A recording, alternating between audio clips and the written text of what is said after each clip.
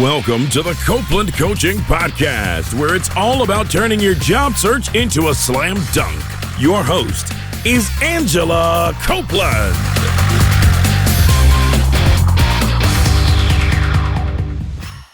Welcome to the Copeland Coaching Podcast. I'm your host, Angela Copeland. On the phone with me today, I have Rachel Gezerseh in Los Angeles, California. Rachel is a lawyer, law professor, and author of the Law Career Playbook. Rachel, thanks for joining me today. It's my pleasure. Well, I talk to lawyers all the time, and they tell me that when they became a real live, grown-up lawyer after law school, that it was really different than what they pictured. And I'm curious, what do you think is the biggest surprise about being a lawyer for young lawyers? That's a loaded question. I think probably the biggest transition when you're coming out of law school is just the practice of law. Nothing can prepare you, even law school, for the actual practice of law. There really is no way to know what, the stresses of it and the thrills of it until you're actually in it. And so I think for a lot of people coming out of law school, just that transition can be exhilarating. It can be terrifying, but I think definitely it's nothing that anyone is prepared for. That makes sense. I've heard there's more writing involved than people anticipate. Do you think that's true? Or yeah, I think that there's a lot more alone time than people. Okay. I think there's a lot more sitting in front of your computer, researching, trying to storytell, and just really, solitary thinking time. And not, even if you're a trial attorney, which is what I am, the bulk of your time is actually spent in front of your computer, not in court. Right. Yeah. And I'm sure that couldn't have been what you would have pictured when you decided to be a lawyer. Well, frankly, for me, I actually was happy to find that out because I came from, it was a second career for me. I was a documentary filmmaker before that. Okay. And, so for me, the whole researching, writing, storytelling aspect was something, that's why I went to law. I mean, if I was going to have a more stable career than documentary filmmaking, at least I could do this and make decent money at it and not be on unemployment all the time. So I actually was glad and actually had talked to people beforehand to find out that that's what it was. And that actually made me happy. Oh, that's great. Well, so for young lawyers, especially who are coming out of law school and who are really struggling to find a job, what do you find are sort of like some of the main factors that actually make it kind of difficult to get a full-time job as a lawyer after law school? Well, I think the competition, you just, when most law schools are large, there are some small classes out there, but, you're graduating with a big group of people, all of whom are also looking for a job, right? And that's just within your own law school. But then oftentimes, especially in areas like Los Angeles, New York, just larger urban areas, you're competing with all the other law schools and maybe even law schools out of the area if people want to come to that area. So just the sheer numbers of people looking for those finite entry-level lawyer jobs is very difficult for people to, how do you stand out in a crowd when everyone pretty much has the same credentials? And so, because of that, networking early on becomes so important because that's how you stand out, is because of who you know. That makes sense. I mean, do you feel like is the issue, you mentioned like a finite number of jobs. So it sounds like, are there fewer jobs for lawyers than people graduating from law school? Absolutely. Yes. And that's the thing. I mean, after the economic downturn, 2008, 2009, it was terrible, right? There were no jobs and, that firms were actually laying off and people who even had jobs lost jobs.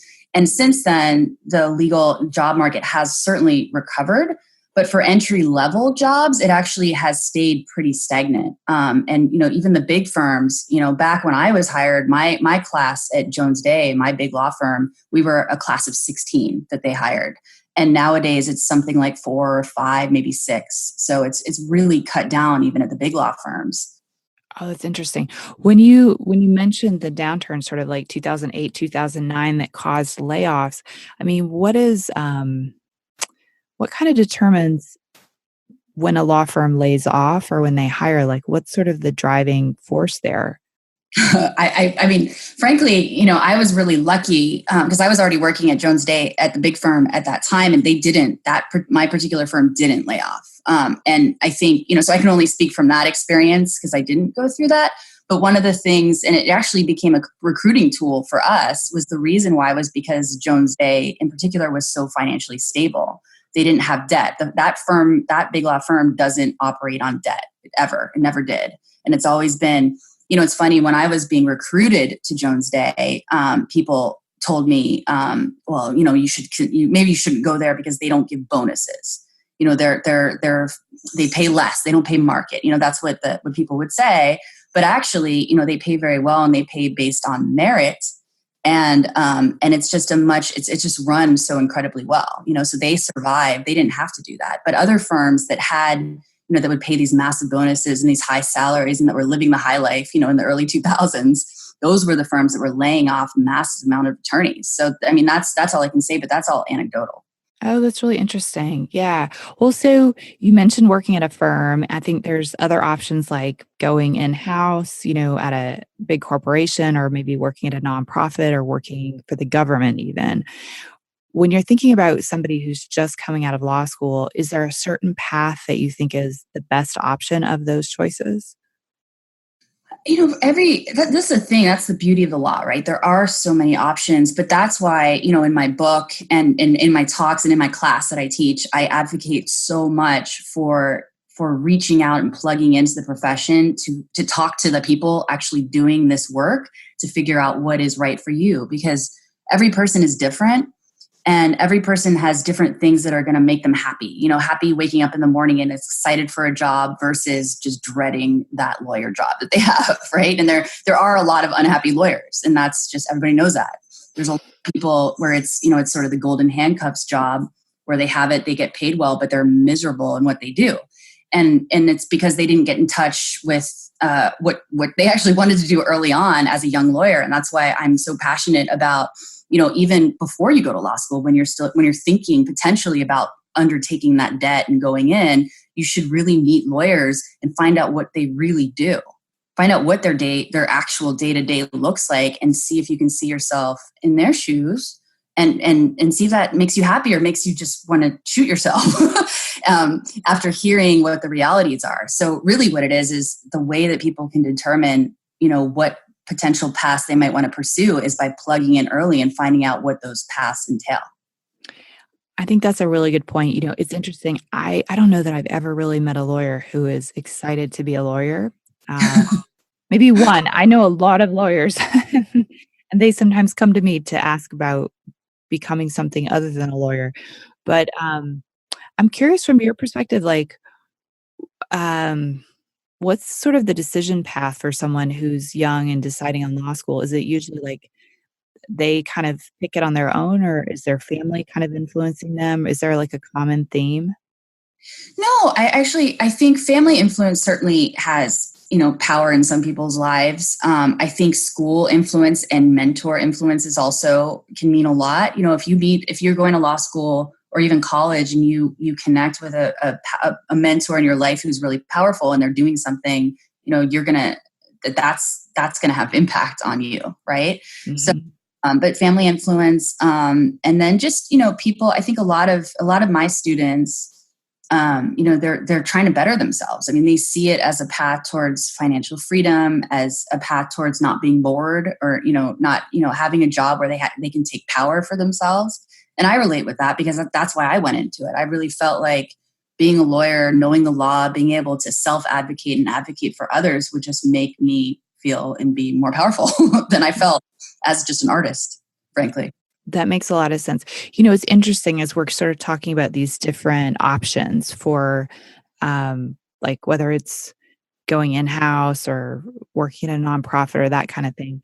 I was actually talking to a friend of mine last week who is a lawyer in Washington, D.C., and she mentioned that she's known a lot of young lawyers who started on the nonprofit side and then they switched to like corporate or government, and that they got a little bit behind in terms of pay because they didn't realize that once they came out of nonprofit, that their future employer that normally would pay more paid them a little bit less because they knew they could.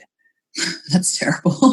I don't know, just to put that out there. I know. I like you hear these stories. I mean, I think that sure, and definitely going back again to the economic downturn. I think since that time, some firms have really gotten away with paying, less for people who really could have merited more. And that's why you really got to do your homework. I think especially for laterals, which is what we call, attorneys who've been out in practice for a while who want to make a move. They make a lateral move. You really have to work with a good recruiter or just be very, very educated about the market because, people can get taken advantage of. Mm-hmm. Absolutely. Well, so there was a podcast that I recently heard that kind of really caught my ear. And it was hosted by Malcolm Gladwell. I really enjoy listening to his podcast. He has a show called Revisionist History.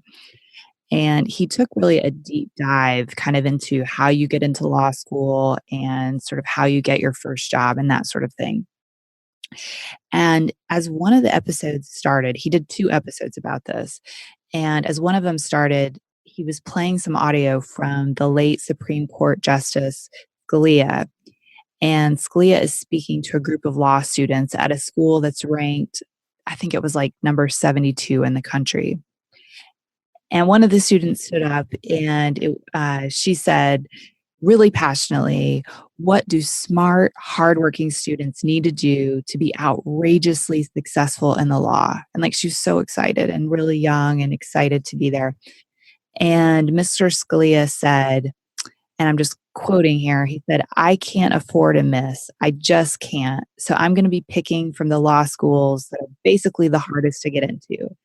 They admit the best and the brightest, and they may not teach very well, but you can't make a sow's ear out of a silk purse. If they come in the best and the brightest, they're probably going to leave the best and the brightest. So essentially, he was sharing with this woman who's like kind of asking him how she could get a job for him. He's sharing that if you didn't go to the right school, which she wasn't, she was at number 72 or whatever, he wasn't going to consider her at all. And it was really disappointing. I guess first I'd love to get your reaction. And then the second thing is sort of how can we compete if we find that we are an underdog in this way? Yeah, obviously it's an upsetting quote. I think generally Scalia can be very upsetting sometimes. And, who knows what the full context was or what all of that. But I think, just backing up a little bit, I tell and I have a lot of mentees that I work with all over the country, who are who go to lower ranked schools or like me, I went to an unranked law school. So 72 sounds great to me, right? That's high ranked compared to my law school, which had no ranking. But a lot of these students are trying, they want to break into big law, which was actually my original blog that got me into this work. And I get flooded with these questions. How do I break into big law when I go to this nothing school, right? Actually, the term that law students use is third tier toilet. It's terrible, right? And it doesn't exist. There's no third tier anymore because they changed the rankings. But that's sort of the idea: is these schools that are not ranked or just ranked just terribly. How do I break in? And what I tell students is there are always going to be certain firms, and apparently certain Supreme Court justices who are just not going to accept you based only on that. I mean, just only looking at where you went to school, which if you take even a step further back, you got into those people who got into those top 5 or top 10 schools. It was based on their LSAT score and a little bit less, maybe their GPA, but really their LSAT score. That's why they got in. So it's a very, very narrow criteria that people pass through, and it doesn't take into account all of the other wonderful things that make people great lawyers, right? But you are going to have this minority of snobbery, right, who are not going to accept you. And what I tell my mentees and my students is don't bang your head on that brick wall. It's not worth it. There's a whole just realm of really good jobs, really good opportunities to make money, really good opportunities to make an impact out there where you can just bypass those snobby people, bypass those snobby firms that will never accept you, and bypass those snobby Supreme Court justices who just they're not plugged into reality of what the reality of the practice is anymore. So that's my reaction. And I think, because of that, I tell people, and to talk, specifically about firms, you can figure out very quickly on a big law firm whether that firm is going to even look at you. You just look at the schools. You go on their website and you search the schools of the attorneys who work there. If it's all just, Yale, Harvard, NYU, Yale, Harvard, NYU, and you don't see anyone, from a Brooklyn law school, for example, or from a Southwestern where I went to law school, or even a Loyola or a USC, if you don't see any of that, don't waste your time. Mm-hmm. Tell people, because then on the flip side of that, you'll see hundreds of law firms who will take you. And actually, there's been Supreme Court clerks, not for Scalia, but for others who I'm thinking in particular of a colleague of mine from Jones Day who went to Brooklyn Law School and she clerked for the Supreme Court. So it is possible to go to a quote unquote lower ranked school and still wind up, with those sort of aspirations and get into those, white shoe sort of opportunities as a lawyer. So, it's just about being open-minded and knowing that you're worth it, really. And then, you just got to ignore the snobby aspects of the profession and just kind of stomp over it. I like that. And I like the way that you mentioned, don't hit your head against that brick wall, because it can be so demoralizing when you go to other interviews or apply for other jobs where you really do have a chance. Yeah, it's just not worth it. It's not worth it. And it's not reality. It's not, I worked at one of the best big law firms in the country, one of the most coveted jobs. And, it was a very diverse workforce of people from all over, different law schools, different parts of the country, different backgrounds. And, because of that, it's a good place. That's where you want to work. Mm-hmm. And it's interesting you mentioned also about the LSAT. So one of the biggest focuses of that podcast was the LSAT and how big of a deal it is. And the argument that Malcolm Gladwell was making is that the LSAT, like if you think of like the tortoise and the hare, that the LSAT is testing your ability to be quick, your ability to be the hare. And he was arguing that part of what makes people good lawyers is their ability to be thorough. So he was kind of saying sometimes the tortoise is actually the better lawyer, but those aren't the people who are getting the high LSAT score and getting into these top schools. I agree with that 100%. I mean, I think, and frankly, I think just because someone's a good test taker, which is, people who do extremely well in the LSAT are good test takers, doesn't necessarily mean they're going to be good lawyers, or even pass the bar down. Too also is test very shallowly these bar subjects, but still, sometimes you would find that people who went to these Ivy League schools, they can't pass the California bar. Mm-hmm. It's funny. I had an interesting experience, or a similar experience myself, which in college I went to a top engineering school, and I went to school with a lot of people who are really good test takers. And when it came time for graduation, I was not the best test taker in the room, but I had way better sort of like real life skills. Right. And so when it came to getting a job, I was the one getting a better offer. Right. Than the people who were the good test takers, because there's more to life than being a good test taker. Absolutely. Absolutely. And I think a client who's looking for legal services would much prefer, that you can get up there and advocate and be liked in front of a courtroom than, if you're good at doing logic games on the LSAT. Exactly. Well, so, we're talking about sort of getting a job and being an underdog and these kinds of things. One of the most important pieces to looking for a job can often be our resume.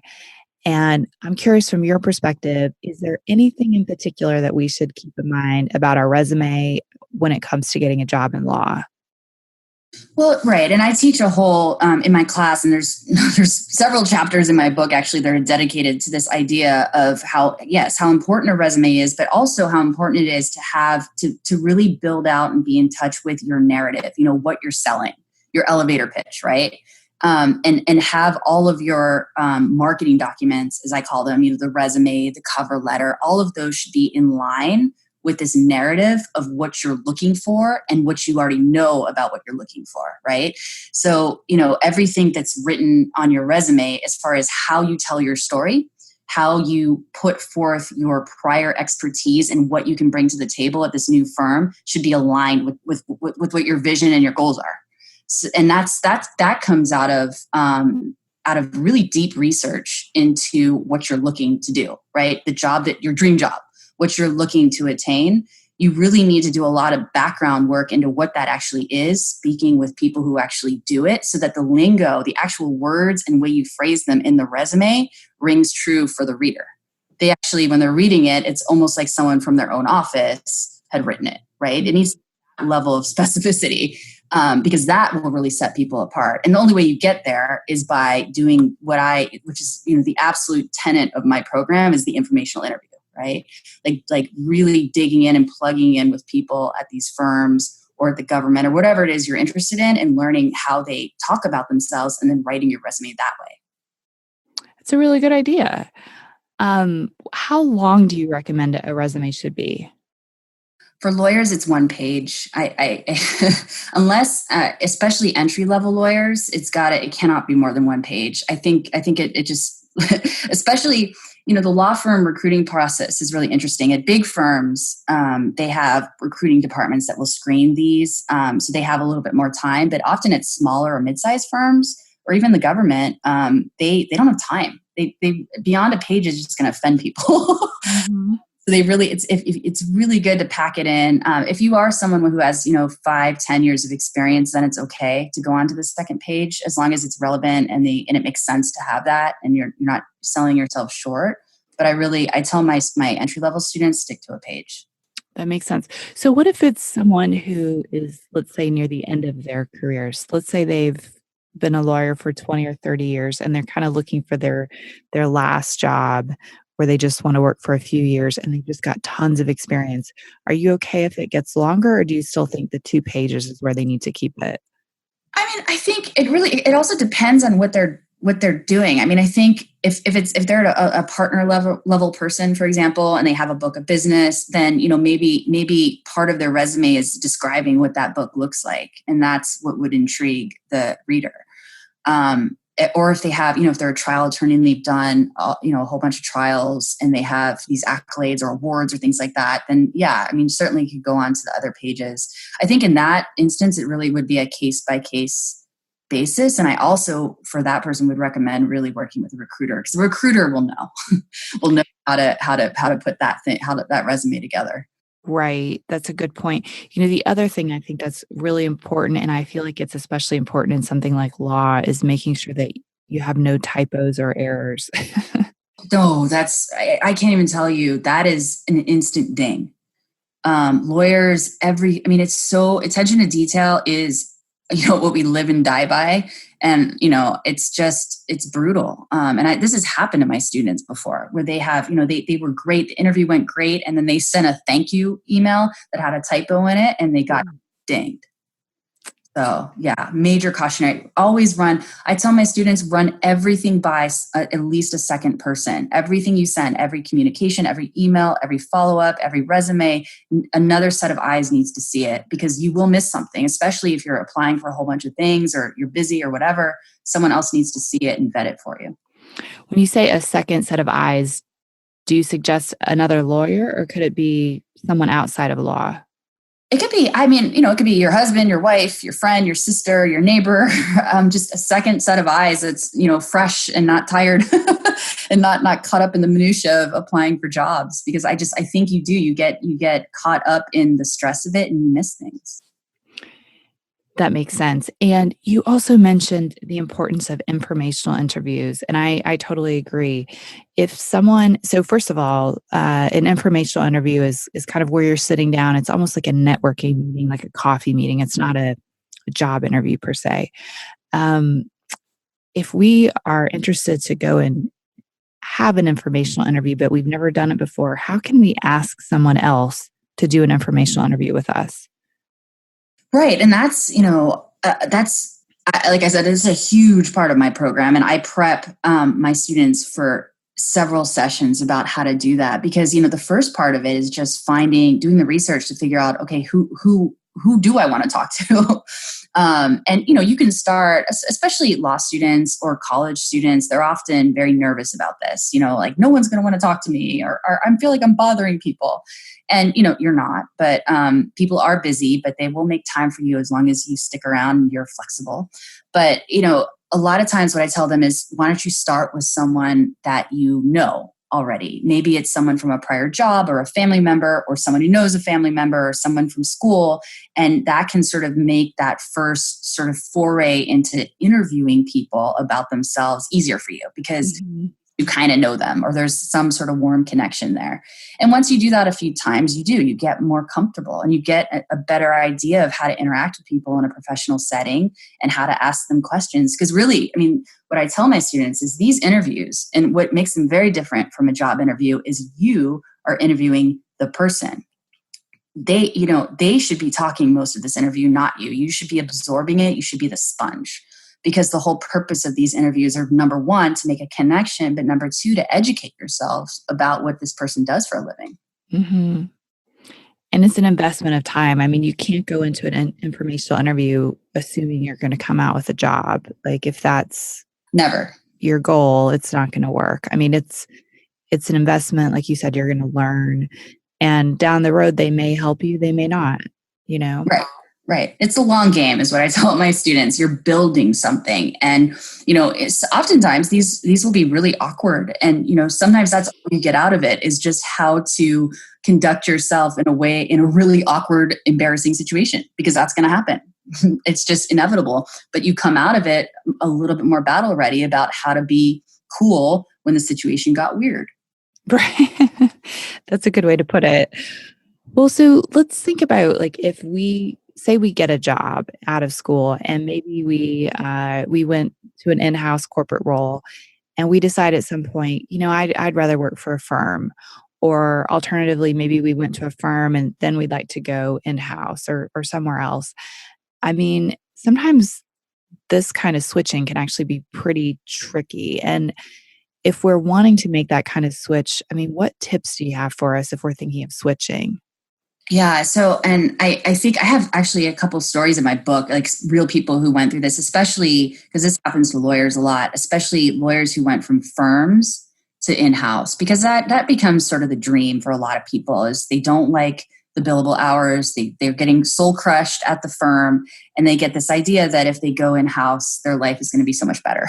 And maybe it will, maybe it won't. I mean, a lot of times in-house attorneys are really happy. And then I have personal friends who went in-house who hated it and came back, right, to the law firm.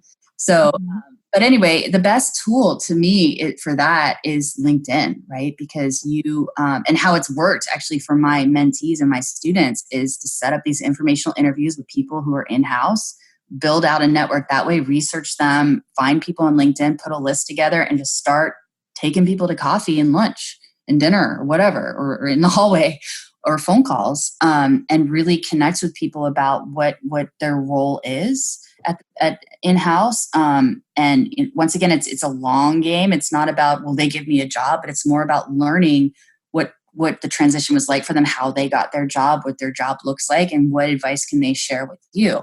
And, you know, it's a long process. I think one of the stories in my book, it took him 6 months to a year.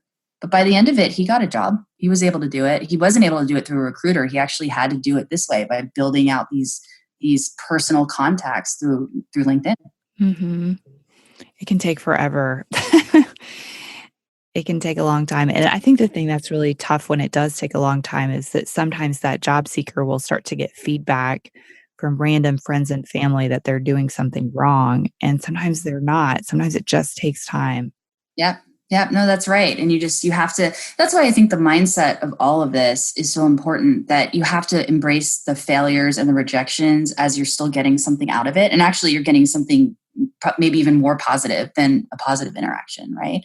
Because it's character building and muscle memory for how to get better next time. And I know for that particular person that's in my book, he had sort of a dream of what it was going to be like to go in-house, but he really had no practical sense of what it was, like what it actually entailed. And it was only after 6 months of talking to people that he really kind of plugged in and learned what it really meant to be an in-house attorney in that particular slice that he was looking at. And in doing that, it actually educated him in a way. In his next interactions, he was able to speak the lingo and talk the talk and make it seem like he had been working as an in-house attorney for years, even though he was still at a firm. But it was because he had had all these interactions, and that really helped him.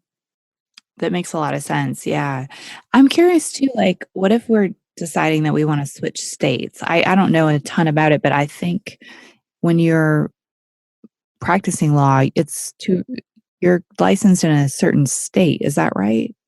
Right. And, certain states have reciprocity, where you can, if you take the bar there, if you pass the bar there, you can actually practice. But California is not one of those, right? So if you move to California, you're going to have to take the bar here, no matter where you're coming from. So you'll have to, that's part of it. You have to plan to take the bar, and you have to plug into the local lawyer world of wherever you're going. And I've had mentees. I had a mentee move from Kentucky to Chicago. And that took about 1.5 years for him to plug in and get connected. He had to fly back and forth. He had to do multiple phone interviews with people, but eventually was able to get some success and get a good job over there. That's interesting.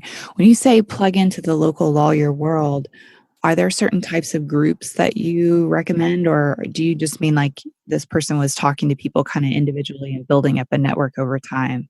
No. So, there's both, right? There's the building up the network, via LinkedIn and finding people doing the kind of practicing the law in the way that you want to do, the areas that you're interested in. But there's also bar associations, which are groups that meet and do presentations. We have continuing legal education presentations that we need to attend. And so if you join one of those groups, you are suddenly plugged into a bunch of other local lawyers doing what you want to do. And some of them are really broad. It could be like the Women's Lawyer Association of Los Angeles, and that's huge. And then some of them can be really small, like minority-based groups, or just, IP or just very, very niche practice-based groups. So doing the research and finding those groups, I think, is really important too. For an out-of-state lawyer, I'm not sure you'd have to find to see if you could even join. But, a lot of times these groups have webinars and they have ways to join at least their programming from online or on the phone. So, I would recommend people do that as well. Oh, that's interesting. Well, so, we talked kind of at the beginning of the show that sometimes law isn't all that we thought it was going to be. And maybe we've given being a lawyer a chance and we've just decided, gosh, this really isn't what we were meant to do. I'm sure you've talked to people like this. And I'm curious, if we find ourselves in that place, like, what steps do you recommend that we take to kind of move to a new career? Sometimes people will say to me, I feel like I need to go back to college. Do you think that's necessary, and kind of where would you begin? It's tough, right? Once again, it's getting, I guess for that person it would be twofold, right? It would be getting in touch with why they want to leave. What are the things about the law that they hate? And I can probably guess if they're working at a firm, it's the billable hours and the stress and just the relentlessness of it, perhaps. And then, what alternate careers are going to offer other things that would make that person more fulfilled, happier, or just, able to not be going crazy all the time. And once again, a lot of times, a lot of lawyers, they transition into near careers, careers that are related, but not, necessarily practicing law. So teaching, working in administration at a law school or at a college, those kinds of, doing diversity initiative work. So it's still advocacy, but not necessarily as a lawyer, but, more of as a community organizer. And so a lot of times, people will find that the things that made them passionate and want to be lawyers in the first place, they can still do in these alternative careers. The way lawyers consider them alternative careers, I'm sure they're not alternative careers. They're mainstream great careers, but, lawyers can be creative and still bring a lot to the table that they got from their legal skills in these other careers. Mm-hmm. So that are too. But once again, how do you find that? Well, you got to get out there and plug in and talk to the people. It's all the same thing, right? It's all about educating yourself and making those connections with people doing that work. Right. I totally agree. And I think one thing to really think about, because I get the question a lot about going back to school. I think as you talk to people who work in different fields, ask them what they studied in college, and you will be surprised that very often the thing they studied is not what they ended up doing, but they Right. didn't go Almost all back the to time. school. You know, Right. people will hire you for other jobs, even with your law degree. Maybe not every job, but there's quite a few. So I would really think hard before you commit to more school. Right. I agree. I agree with that 100%. And, and there's ways, there's classes that you can take now that don't necessarily commit you to going to school. You can do those online, MIT has classes that they offer even for free. Right. Many options to educate yourself on particular topics that can be free or low cost, that it wouldn't make sense, especially for a later career person. That totally makes sense. Yeah. Well, Rachel, thank you so much for joining me. Where can we go to learn more about you and your work, and where can we find your book? Sure. Yeah. So the Law Career Playbook is available on Amazon. That's a great place to purchase it. It's also available on my website, lawcareerplaybook.com, and also at breakintobiglaw.com. Both those are my websites. And I include articles on there of interest and other tools, especially for people if they buy the book. There's worksheets and things, spreadsheets that I offer where they can download it from the website. And then I'm pretty active on LinkedIn as Rachel Gezerseh, and then on Twitter and also Instagram under Law Career Lab. Oh, that's excellent. Well, Rachel, thank you so much. This has been great. Yeah, thank you. It was wonderful. And thanks everyone for listening. If you've enjoyed the episode today, please don't forget to help me out. Go to Apple Podcasts and subscribe to the show. The more subscribers we have, the easier it is for other people to find the show. Thank you for listening to the Copeland Coaching Podcast today with your host, Angela Copeland. Tune in next time to get more great tips on turning your job search into a slam dunk.